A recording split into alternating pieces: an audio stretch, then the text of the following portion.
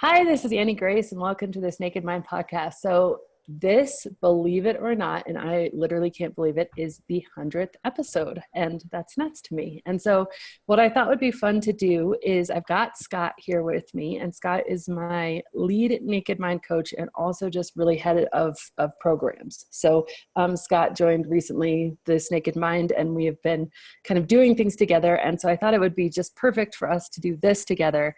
And so what we're going to do, here's the rules of the game. We are going to impromptu, which is perfect because Scott was earlier at improv for his daughter.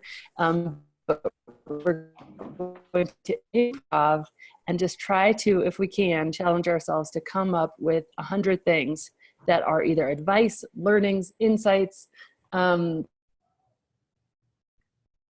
things that in our entire journeys have come up. So we're just gonna go back and forth, and I'm gonna put you on the spot, Scott, and you're gonna start, and I'm gonna track. Sure, fine. I was thinking about this ahead of time, and I wanted to give, I'm sure we'll get to the typical answers that everyone gives, but one that popped out at me, I'm a news junkie, I'm a politics junkie, and I can follow that stuff. I listen to a lot of podcasts, and the podcasts I listen to have people that talk really fast on them. And I can follow those and keep up with those so much better and remember what was on them. And it's not just about listening to them while I'd been drinking, but also, on those days when I was recovering. So that was my number one, was podcast. Okay, so I'm going to tag on to that one because I am so surprised when I go back and watch reruns of things that I had watched that I was like, wait, that character did what? Or that's happening? And this is like Netflix binges. And I'd always watch these binges on the airplane with lots and lots of wine. And so I know one of the benefits is I'm getting to watch these TV shows completely again for the second time and have no memory of watching them the first time. I had the same thing with Westworld. I watched the first episode and I was like, this is boring. And then, fast forward, and my wife and I just binged the whole thing. It's fantastic. I know exactly what you mean. The second one I wanted to talk about, you took movies. That was my next on my list. The second one I wanted to talk about was food. I enjoy food so much more. And I was absolutely one of those people that thought that, pairing wines and I wasn't super fancy about it, but I thought it really enhanced it. It absolutely does not. That's one thing I like way better now than I did before, which is, I guess, a plus and a minus. So I'm going to tag along to that one too and say science fact for you. Number 3 is that alcohol numbs your taste buds. So you do enjoy food more. That's just the fact. That's the reality. That's the science. It actually, you enjoy it more. Actually, I'm going to do 2. We don't have to go back and forth because it's another one. It also numbs the rest of your senses. So we can talk about each of those individually, but very specifically, it numbs your ability to feel physical pleasure. So, food, sex, other pleasures, numbed. The next one, again, for my sort of trying to be unusual list, was personal development. For a long time, I was, trying to improve, and I'd read different books and I'd try out new things, and nothing ever really seemed to take. I'd make some progress, but not a ton. Then I found after I quit drinking, I was able to track what I was doing. I was able to journal and compare myself to myself the day before, and it was accurate. And I've just seen that skyrocket since I quit drinking. Yes, my entire desire for self-improvement has spawned completely from quitting drinking. I don't think I ever read a book that was not, really either a business book or a novel before then. And I can't believe how much wisdom is in these books. People have done this stuff before. People have had the hard thoughts before. People have struggled with depression before. And so just that entire world has been opened up to me. Yeah. And along those lines for me is working out. I didn't, Annie, I've told you I'm real into rucking. So it's basically putting 30 pounds on your back and going for really long hikes. And not only did I get into that, I'd tried to do it before, rucking and lifting, both of them I tried while I was drinking. And lifting with a hangover is one of the worst things possible. And especially I had to work out early in the morning. So that my ability to do that and my ability to improve there just got so much better. It was crazy. And it got better to the point that I was actually able to participate in a Go Ruck event, which was something, Prior to me quitting drinking, there's no way. I think I would have dreamed of it, but I never would have been able to pull it off. That's amazing. So this is number 9, and I have to tag along to the exercise. I did not start doing Taekwondo until I stopped drinking, and I was looking for something that would be exercise but also fun, and it's amazing. I mean, not only have I like made a lot of friends, built a lot of community, got really strong, able to break boards. Yes, I can, and it's awesome. But that is something that I probably just never would have thought about doing before stopping drinking. Next for me, I was thinking about recovering from stress. I am, or was, I'm much less so now, but a very anxious person, always a worrier, and stressful situations would really stress me out. Like I would feel it and I would hold on to it for a long time. But now I find, being able to relax without alcohol and actually relax, not just numb what was going on, but actually take a deep breath and relax. I'm so much more resilient after a stressful event. So I'm just going to say breathing, because I don't even think I thought about breathing. And breathing, if you think about eating, if you think about drinking, your nourishing stuff, breath is the ultimate nourishment. I mean, we can't even survive a minute, 2 minutes without breath. And it is nourishing and giving oxygen to every one of our cells. And I never gave a single conscious thought to breathing. And now I think about breathing multiple times a day, taking a deep breath here, stopping and enjoying the moment there. And just breathing is huge. My eyes have been open to this like gift really of just experiencing how to breathe. And along those lines of breathing and relaxation for me is sleep. I know we cover this quite a bit in the book and in the intensives, but holy cow, like not only is the quality of my sleep better, but I actually don't need as much as I thought I did. Like I'm able to operate on way less than I was trying to get before because I'm actually sleeping. It's not sleeping and starting the recovery process. So that was a big one for me. Yeah, I talk about this all the time, and I'm going to tag along to that one. And as a mom who's waking up with her kids in the middle of the night, I literally thought those first few years when they weren't sleeping, or the first few months when they weren't sleeping, was like death. Like I could not function. I was miserable during the day. I had my first kid at 30.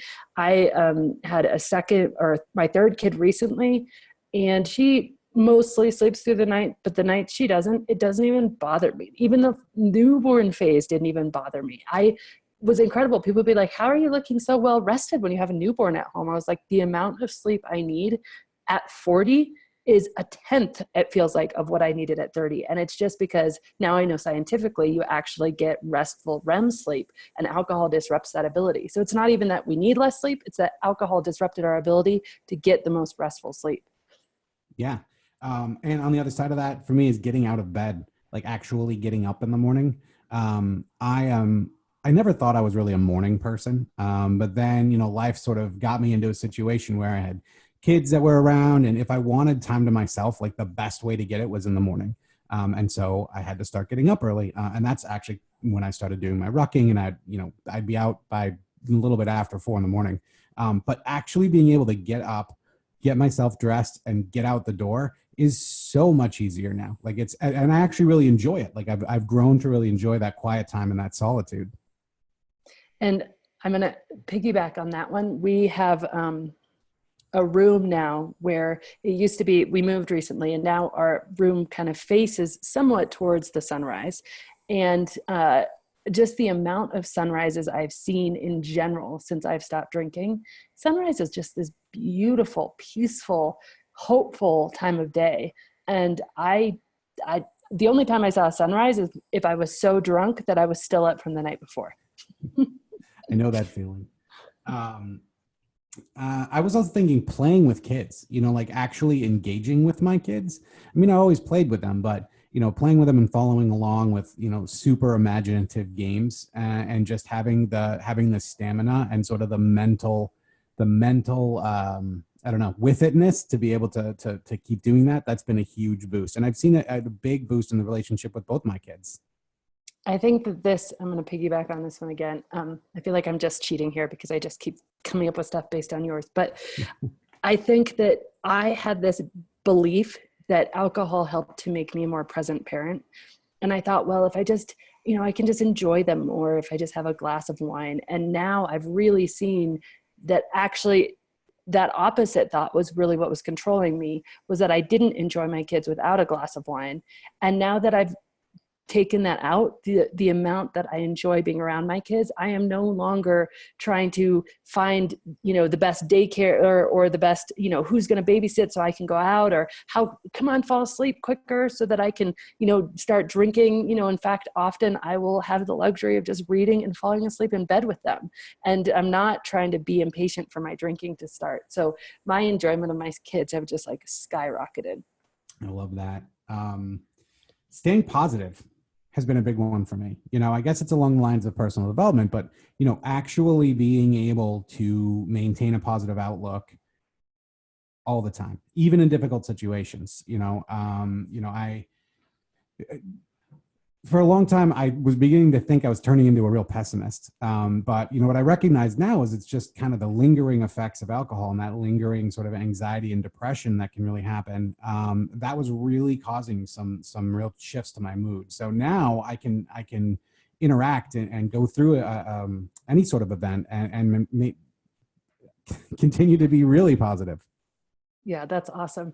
I think I have to say this, and this one, we're on number 18, and this one might have to count as 2 or 3, because I was able to, after I stopped drinking, get off Wellbutrin, get off escitalopram, get off Xanax, and get off Ambien, which I was using all 4 of these things to sleep, function, and get through my days. And it wasn't immediate. It was definitely within a year or so of really kind of going through the hard stuff and the adjustments and letting my body heal and my brain heal, and doing the work that it takes to make your brain and your mind a more positive place, to your point, that my need for these medications, really stopped. And I will say with this conversation that if I wasn't on them to begin with, I probably wouldn't have been able to stop drinking either. So they certainly had their place, and I'm very thankful for them. But I have to say, getting off all 4 of those medications was massive for me, and being able to, be someone who was diagnosed with, severe massive depressive disorder. I don't know the exact thing, but it was the big one. And now be able to live medication free, I really count that to alcohol not being in my life.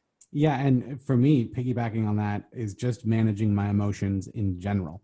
Like, I look at kind of the absolute value of my emotions, to be nerdy about it, whether it's happy or angry or upset. And the range is still there, but it's much more within my control now. Like, I feel that I can handle it. Whereas before I would get overwhelmed, and I would get overwhelmed in a good way and overwhelmed in a bad way. And combine that with becoming a pessimist, and it was not a good equation for me. I was overwhelmed in a bad way pretty often. I had never had the experience before I stopped drinking of observing my own emotions. I was very much on letting them run me and being so attached to whatever I was feeling that if I started to feel bad, there was nothing I could do besides just like think bad thoughts and be like, I wasn't even aware enough to step back. And now if I start to feel bad, I can step back and I can say, that's what feeling bad feels like. And guess what? As soon as you observe it, it takes its power away. It's like shining a light, and it's not so scary because it's not all shadowy and dark. Yeah. And speaking of scary, meeting people for me, and this was one I have to say I absolutely thought I was going to lose. So I'm an outgoing guy. And I would go out and I'd be drinking and I'd meet people and I'd be fun and it was great. And we're buying rounds and, having a good time. And I really thought that what drove that in me, was the alcohol. I do get social anxiety. When I walk into a room full of people I don't know, I do get apprehensive. And the way that I used to deal with that, was booze. So I thought for sure, after I quit drinking, that this is going to go away. Like, my ability to engage and get to know people and have a good time was gonna die. And the opposite happened. The absolute opposite happened. Now, when I go and I meet people, I am more confident and I am more engaging and I listen more. Like, I converse more than, feeling that I just have to worry so much about, being liked. So meeting people was a big one for me. Yeah, I would tag along to meeting people and also say that just really deepening friendships, so instead of it being very surface where we're just meeting to drink, like now when I'm spending time with somebody, I'm very intentionally trying to be there for them. And so I think that the quality of my relationships that I've kept have been definitely deepened and enhanced. Yeah, and I'll piggyback on that one too and say my relationship with my wife has improved beyond measure.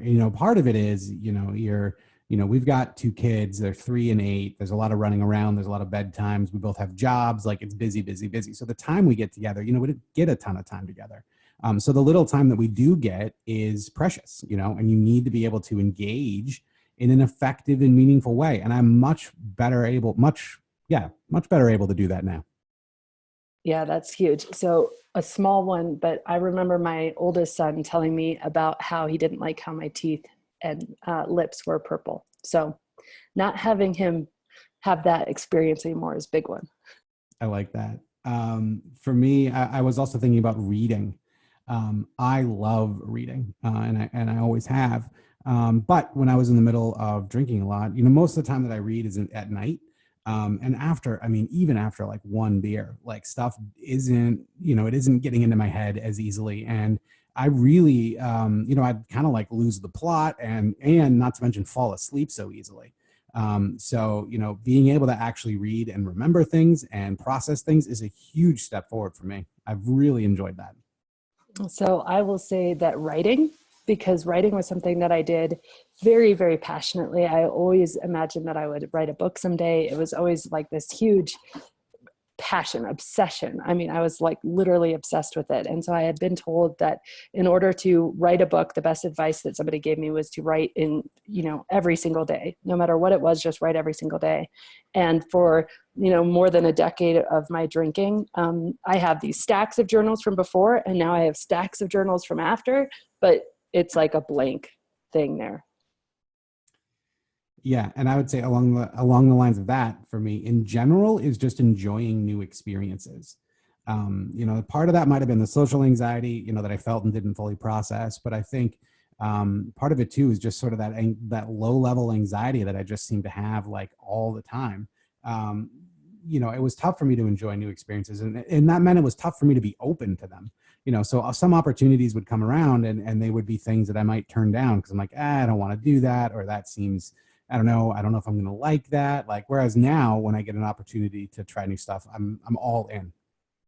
Yeah, I find that really, really true. I think it's new experiences and just the novelty of doing something that you had associated so much with drinking and not drinking during it, and realizing that like what's happening that's great is actually not enhanced by something out or something external, I think has been not only just fun, but also really empowering.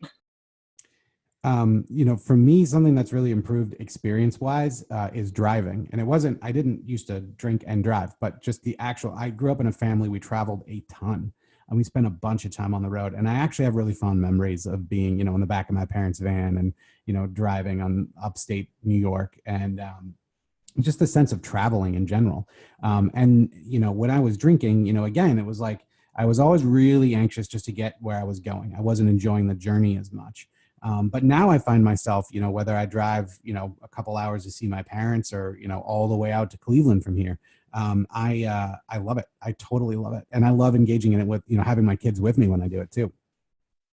Yeah. And I'd say, along with that is like, for some reason with driving for me is just books on tape.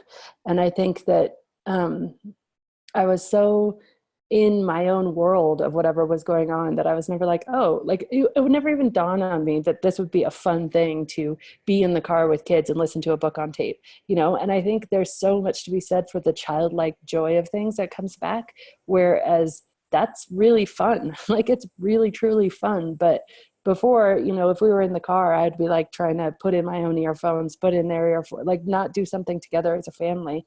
And again, it's not even really related. It's just more so that now my ideas about the things that might be fun, or like my willingness to try things, has just increased to such an extent. Yeah. And I would say also having a dog, which this seems like a silly one, but, we got this little dog, her name's Zoe, and she is a Chihuahua something mix, and she yips and yaps. And, I really wanted a dog at first, but I kind of felt like maybe I didn't want a small dog. But anyway, I didn't enjoy her as much while I was drinking. But now, you know, I'm really spending a lot of time with her, like training her, and I'm really enjoying that whole process way more than I was while I was drinking. That's awesome. So I would say, and this is going to be a weird one, but crying, because I feel like when I was drinking, either the tears were coming when I was really too drunk to even remember what I was crying about, becoming a weepy drunk or whatever, which was pretty rare for me because that wasn't really who I was. Like I was more of a happy drunk, but I remember just not even crying for years and years and years. Like crying just wasn't something that was part of my life. And crying is like a really cleansing thing. And having to, every time I would feel emotion that would be like sadness or something that would invoke tears, I would run away from it. I would numb it. I was so scared of it that now to just say like, yeah, I cry, that's part of, you know, definitely part of every week, sometimes part of every day. And that's okay. Like it just is going with the ups and downs. And is it pleasant? Yeah, kind of in a way, like in a way, just allowing yourself to feel something enough. I was reading a letter from a woman yesterday, and she was just writing to me about how she had lost her daughter and she couldn't get out of bed, and she just had turned to alcohol. And it wasn't until she really, you know, decided that she was going to choose to live, and she started to Google how to how to live without alcohol was exactly what she Googled. And she ended up finding this Naked Mind. And I am reading this, and I'm at my desk yesterday, and I'm just like hysterical, like tears coming down my face. And it was intense. And it's an emotion that I would have ran the exact opposite way from. And so, yeah, I just appreciate that. Like, I'm going to feel this is life, and that's part of it. And that willingness to feel it. I love that. And I actually want to piggyback on that. For me, laughing. I've always really enjoyed comedy. I've really enjoyed joking around with people and being funny and being around funny people. And that didn't change while I was drinking. You know, I still enjoyed that. But man, like how laughing is more meaningful now, if that makes sense. Like I think I feel it more in my heart than I ever did. And just the humor in general that I enjoy is, I think, much better than it was before. It's funny because I remember, so we didn't drink a lot in college. My husband and I, we met in college and we didn't drink a lot. And I remember so many times where when Brian gets the giggles, like it is hilarious. Like there's nothing that makes me laugh harder. And sometimes something will just set him off. And I can't remember ever what it was.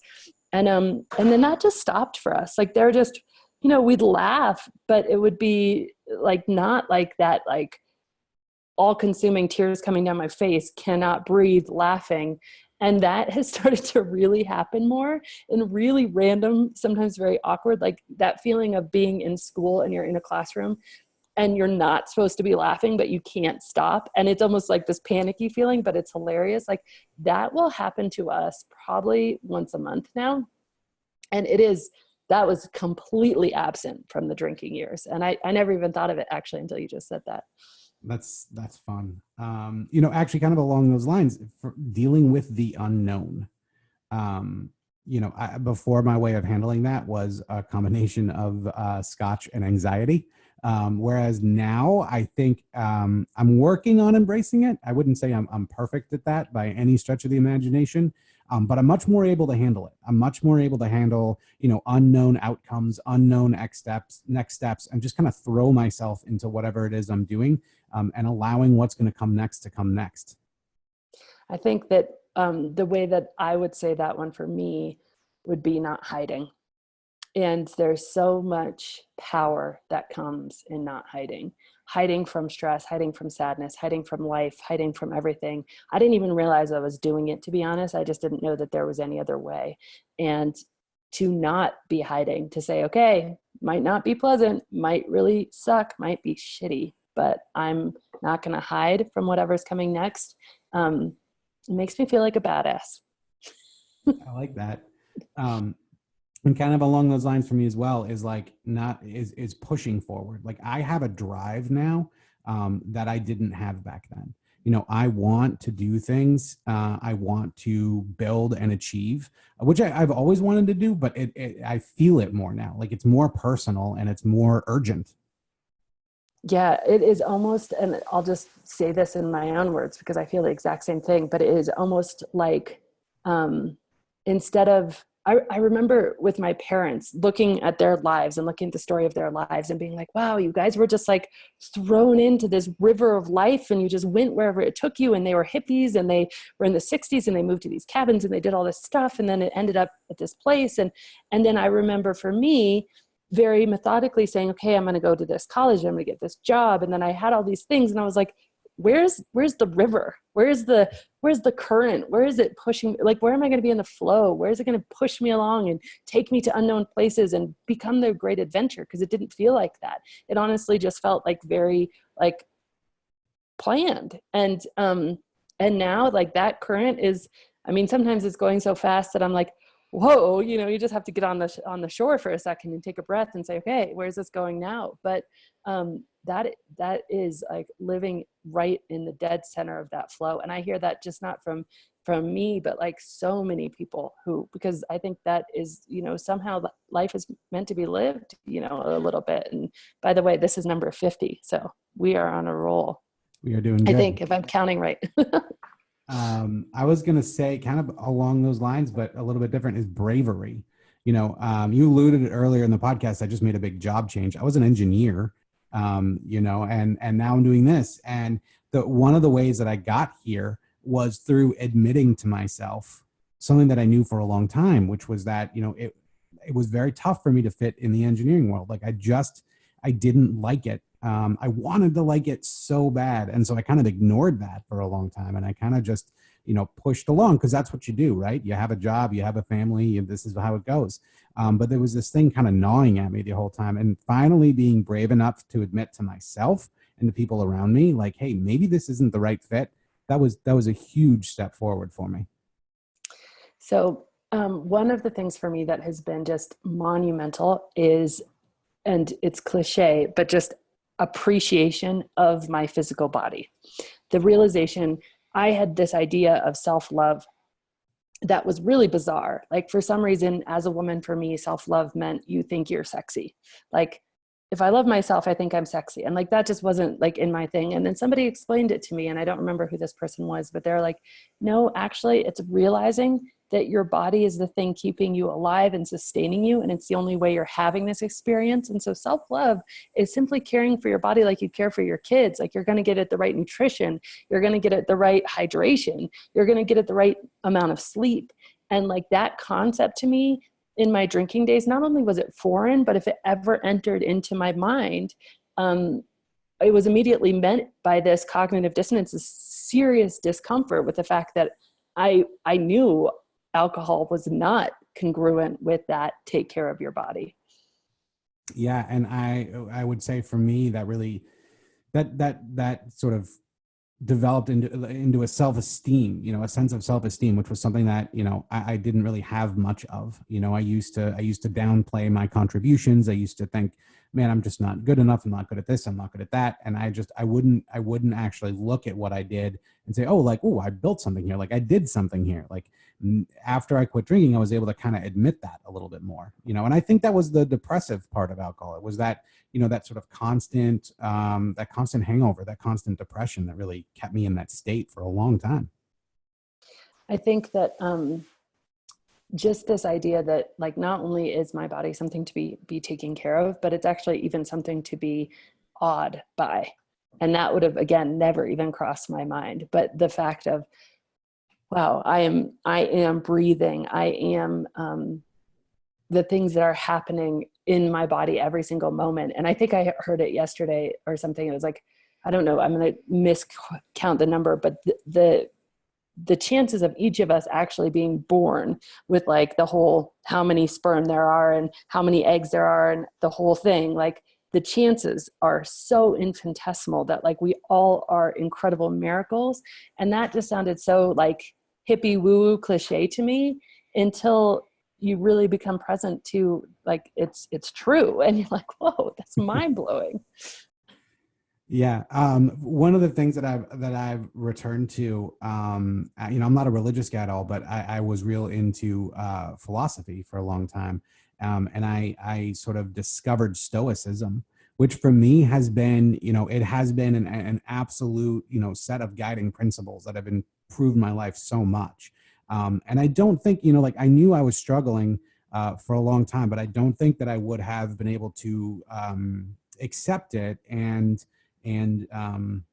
really understand it as well had it not been, for being alcohol free. So another one for me is just learning how to really navigate some of the uncomfortable situations that arise when you're not drinking. And that was something that was like so overwhelming and scary at first. And I didn't know like what to say or how to say it. And so now, I mean, maybe we could even just throw out some of our favorite things. I mean, now it's really gotten to a point, like I gave so much thought to this and I did it so many different ways.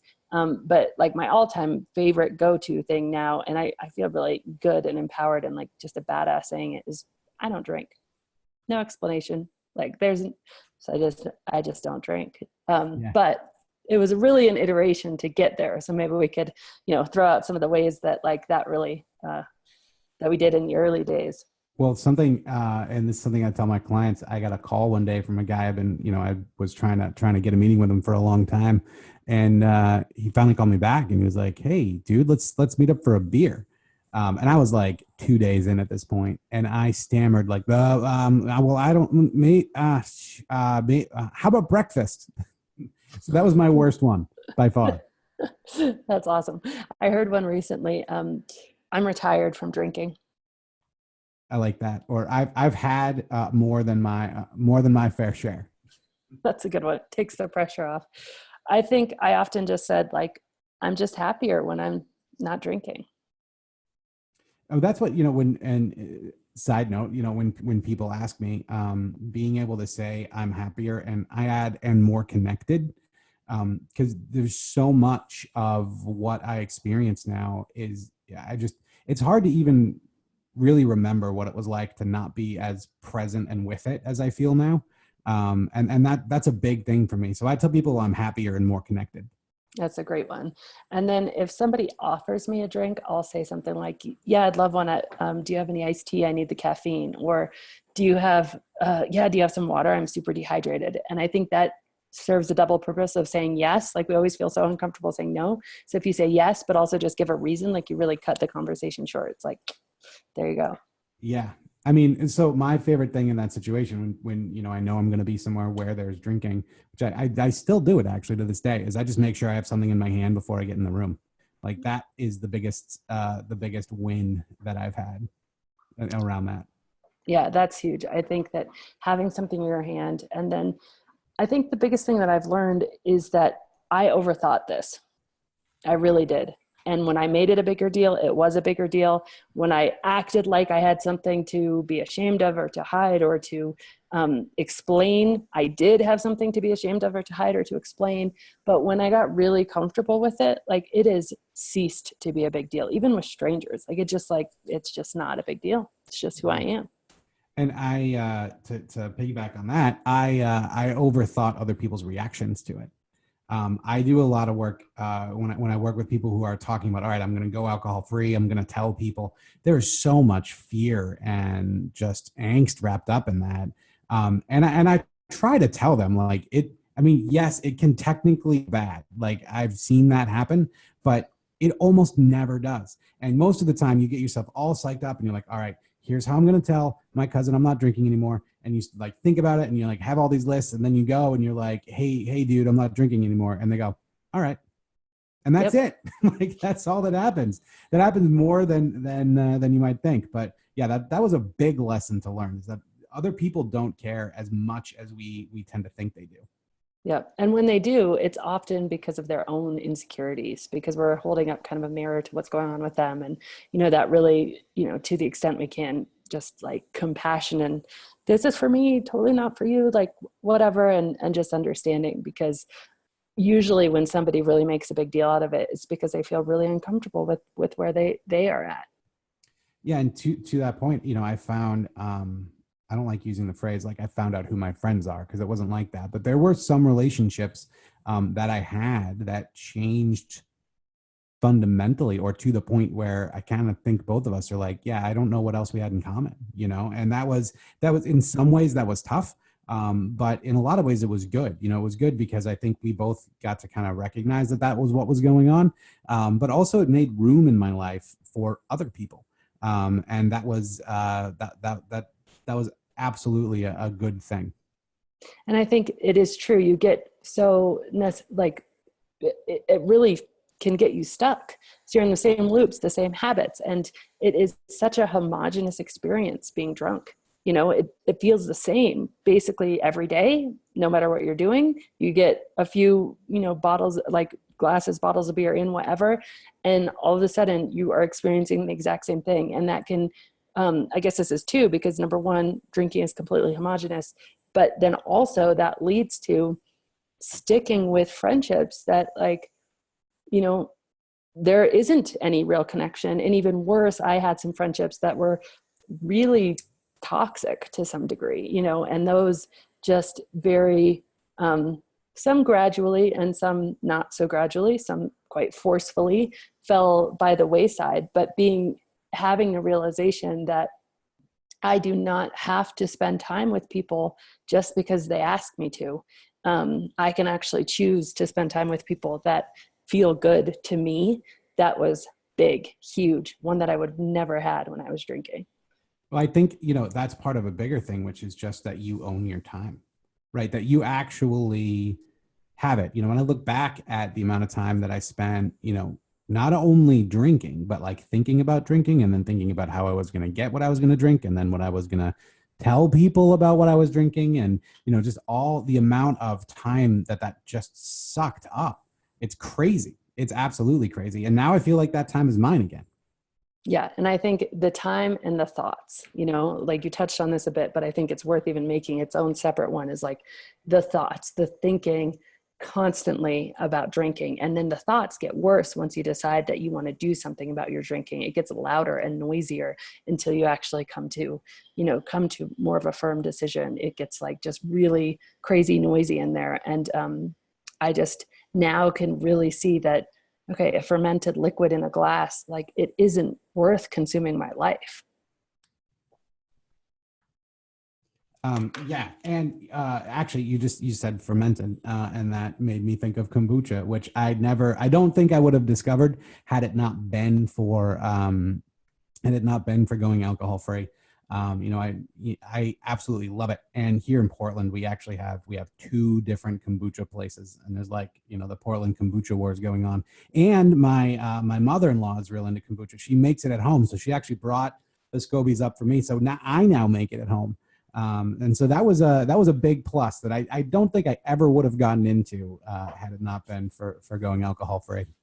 I feel like there's a whole world of drinks that you just really would never drink. I mean, my rule for myself when I was drinking is I could drink iced tea because I had no calories, red wine because it was the healthiest alcohol, and then, by the way, any other alcoholic beverage. But I literally thought that I wasn't going to consume any drink with calories unless it had alcohol in it, because what was the point? Like, that was where my head was at. And so the fact that there are just this amazing array of drinks that are just incredibly good that don't have alcohol in them, it's just like this fun new discovery.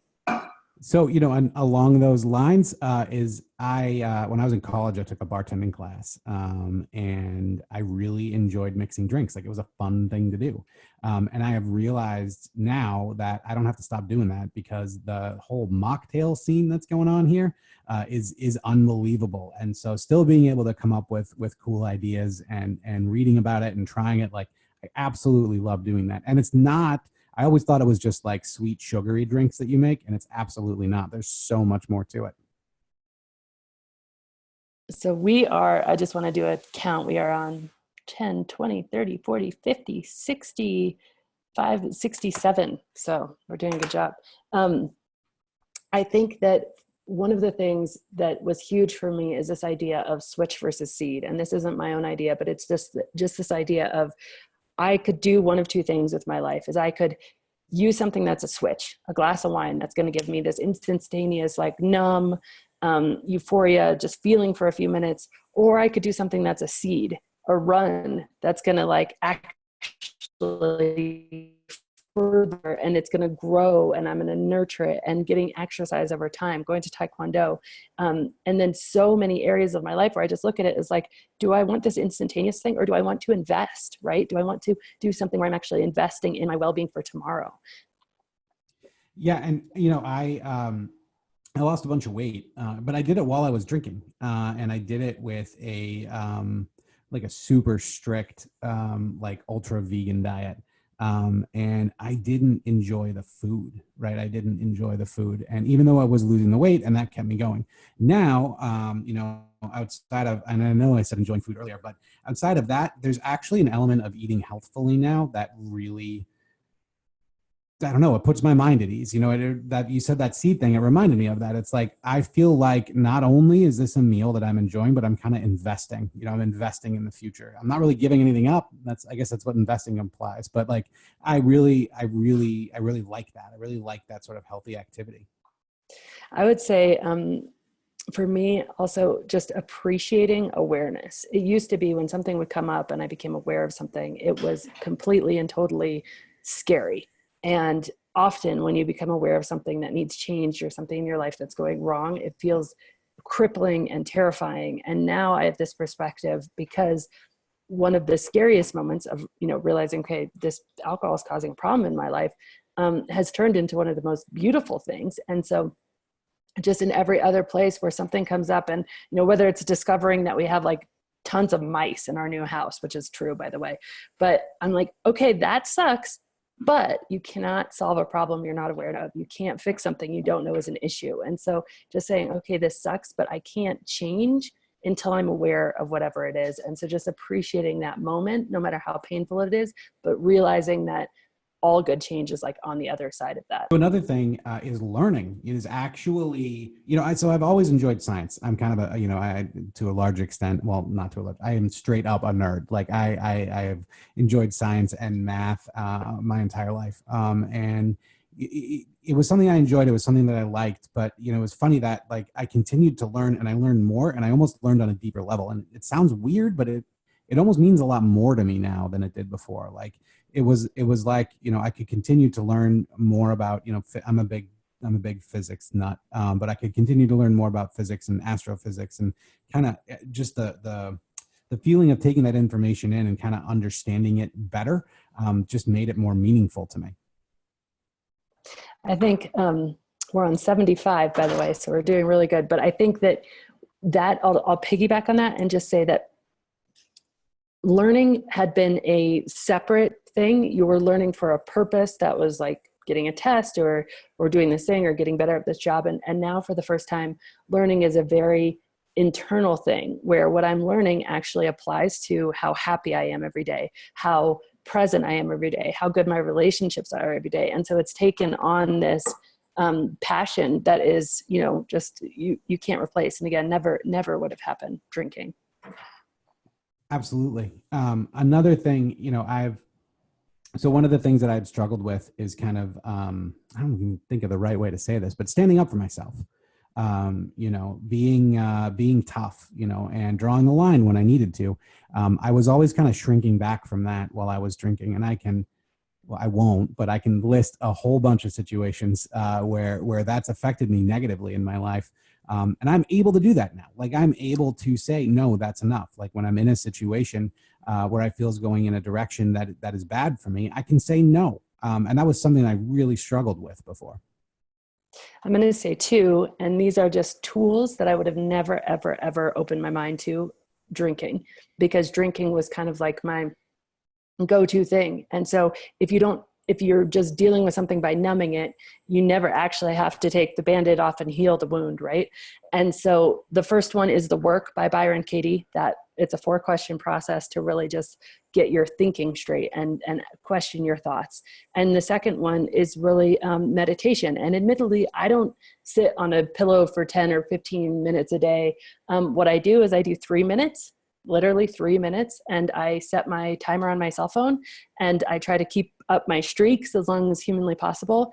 And I just close my eyes and breathe, or even I don't always close my eyes if I go outside or like look at the things, and I just try to be aware of my breath for 3 minutes. I also don't try to turn off everything else I'm thinking. I just try to be present, like really present for 3 minutes a day. And so that tool for me has been, those two tools have been like life-changing. So I have to say, I absolutely share that experience. I think you're a big fan of Dan Harris as well, right? 10% Happier. I've been meditating, for maybe almost 20 years off and on. And it's been more valuable for me at other times than at other times. And it just, I don't know, I tended to go through, like fits and starts with it. But it is so much more meaningful. And I sit for 10 minutes every morning. Wow. I use Headspace, the Headspace app, and I also use the 10% Happier app. But I love it. And I feel much more benefit from it now, which I know you're not supposed to technically look for benefit from it. That kind of defeats the purpose. But I feel much more grounded, and I feel much more present after doing it now than I did while I was drinking. That's huge. Another one for me is that I always had this idea that self-control was something to be run away from, right? Like self-control is like, oh gosh, that's boring. That's stupid. Like, I don't want to be controlled. I want to be the party person. I want to be doing all the stuff. I want to be living the life. Right. And I have come to really realize that actually self-control, something like meditating every day, something like deciding to put good stuff in my body, like that is truly freedom, because it gives you the foundation to experience all of these things in such a more freeing way. And it's very hard to get that if you're not, realizing it, but actually doing some really good things like self-control does equal being more free, because the opposite of that is actually being quite a slave to my impulses, my emotions, my thinking, my drinking, etc. One of my favorite podcast hosts, Jaco Willink, says discipline equals freedom. And I love that. And it's absolutely true. And along those lines, actually being able to set and achieve goals over a period of time for me was a big change. I would say I want to do something, and I would say like we should get together, or we should, I don't know, let's get a cup of coffee sometime, right? Like everyone says that. But now I'm actually doing it, and small things like getting a cup of coffee, and big things like, saving up for a big vacation or planning to do something. Like I'm much more aware of that and able to achieve those things now. Yeah, for sure. So I would also say that cravings, I've learned that they're a signal. And, now my cravings are much more in the sugar arena than the alcohol arena. But realizing that a craving is not actually an indication that that is what my body needs. It's actually a signal that my body needs something, but probably not what it's craving. And that's been big. And I think go ahead. No, I was going to add another one, because I just had another one that came to me, because I was like just thinking this 40 ounces of water that I carry around everywhere with me is generally what my body needs. I mean, almost all the time with the cravings, it is the water. And so very similar to my observation about breathing and it being such a nourishment and such like a beautiful nourishment, like taking a really deep breath feels incredible. But I never even would have been conscious of that. Like really being hydrated feels incredible. And again, never would have been conscious of that, except for, by the way, I was over that, like you're just desperate for water in the, next morning and just chugging it down. One thing for me, and this is, it's a bit of a bummer to bring up, but like, it's true, is that not having blackouts. That was when, I can't believe I didn't list this earlier, but waking up in the morning and thinking like, what did I say last night? And I've had more than one time when I've woken up in kind of a weird mood, and I'm like being careful around my wife because I can't remember if I was a jerk. That did not happen very often at all. Probably only happened once or twice, but like, I hated that. I hated not remembering. That was miserable. I'm going to tag on to that and say that there was countless nights where I woke up and, gossip was something that I fell into big time at my job. And it was like, it almost was like, oh, it was just so toxic and so disgusting. And a few glasses in, then we're talking about so-and-so or so-and-so. And then I wake up and I'm like, wow, is that going to get back to the person? What did I say anyway? How mean was it? And it was just so incongruent with who I wanted to be. And it felt so awful. And I just, so many wasted hours of laying around thinking about what did I say and how's it going to come back to me? Yeah. And I think I would tag on to that with regret. I think, and this is maybe like a two-stepper, but acting on what I want now, and like I mentioned earlier, is leading to way less regret. Like I had so much regret, and it would be regret even about small things, but like where we went to dinner the night before, because I didn't want to speak up, or big life decisions, and I've made a lot of them, and one of the things that I've done since I quit drinking was looked at some of those and what I could do about them, because I had that regret. But now I don't have that, now I don't have that because I actually, I'm much more engaged in my life. I feel like, in addition to the regret, there are so many things, like I don't remember some of my kids' birthdays, having, one thing that I love is that now, no matter what is in my glass at any time, if my kid says, can I have a sip? I can say yes. And that is just awesome. That's just like such a cool and powerful place to be. Yeah, I love that one. So we are on, let's see, 85, 87, 13 more. We are almost there. This is awesome. I'll actually say another one just while it's top of mind is that I didn't realize, that I have really low blood sugar. So I have hypoglycemia, and I did not get diagnosed with this until after I stopped drinking, because not only does alcohol mess with your blood sugar so much, but what I accepted for like feeling badly most of the day became so normal to me, and just what I accepted that I didn't actually, I just didn't actually try to explore why did I feel such intense mood swings? Why was I on top of the world one minute and totally upset another minute? And then realizing that, and again, all change happens on the other side of awareness, realizing you have a blood sugar problem and realizing you need to be eating, multiple meals of protein, just has improved my life in a huge way. But again, it's not something that I would have had the really presence to become aware of when I was drinking. Around that for me is, the idea of those mood swings is being able to see things for what they are and accept them. I mean, obviously we can change things when we want to, but I spent so much time wishing things were different, and that a lot of that had to do with the mood swings. And like you mentioned, like some days being super excited and other days being really low. And, I didn't feel like I was dealing with reality. And so now I can kind of look at things. And that's really the only way that any of us can improve and grow is by, and sort of assessing things as to where they are, accepting that, and figuring out how to change it. I think I spent a lot of time like wishing and hoping that it was different, because I wouldn't just accept it for what it was.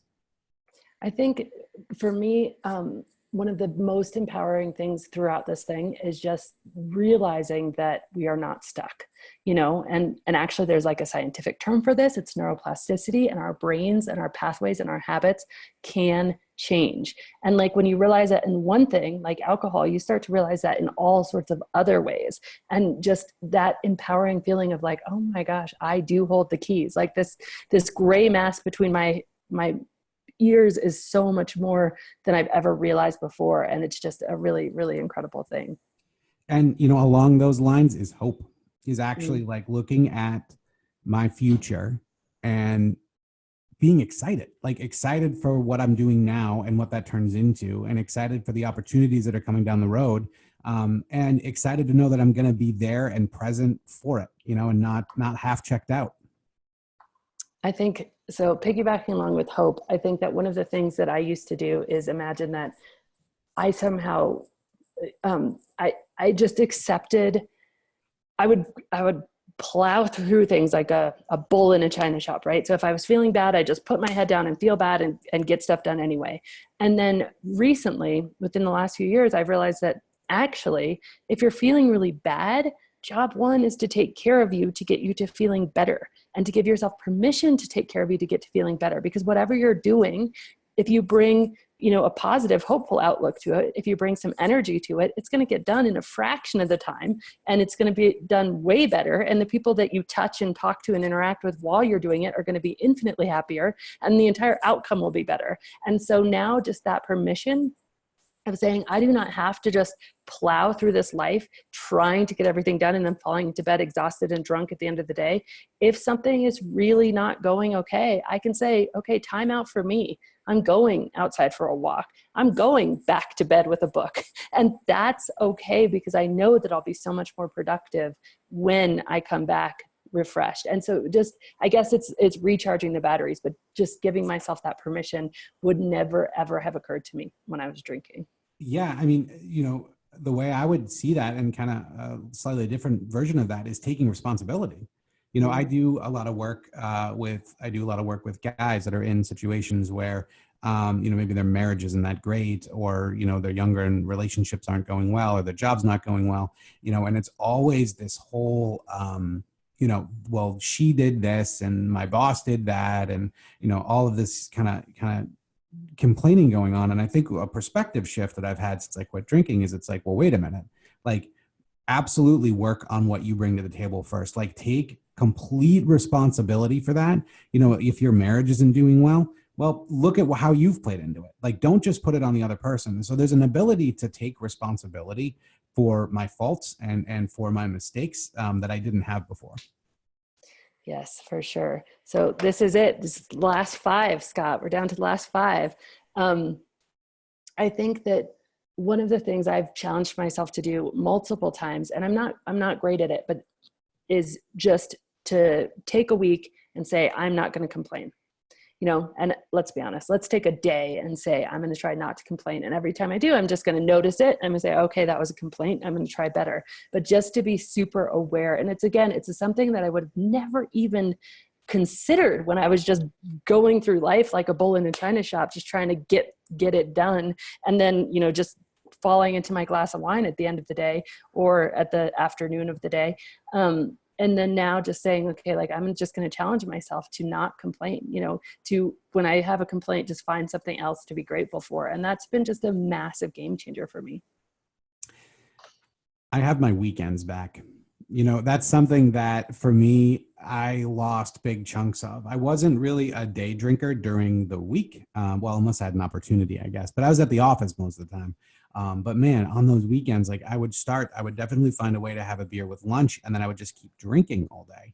And so these weekends would go by and I wouldn't get as much done as I wanted to get done. And I'd be bummed out. Sunday night would come around and I'd be bummed out. Like, oh, I didn't do this. I didn't do that. I didn't do this. And that's because I was just, sitting around being buzzed all day and not achieving things, not crossing things off my list.